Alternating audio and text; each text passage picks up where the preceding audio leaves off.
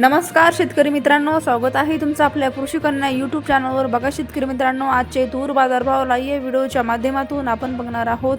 तत्पूर्वी आपण चॅनलवर नवीन असाल तर चॅनलला सबस्क्राइब करा, व्हिडिओला लाईक करा आणि शेअर करा, त्यामुळे तुम्हाला नवीन व्हिडिओचे अपडेट लगेच बघायला मिळतील। चला तर व्हिडिओला सुरुवात करूया। बघा शेतकरी मित्रांनो, कृषी उत्पन्न बाजार समिती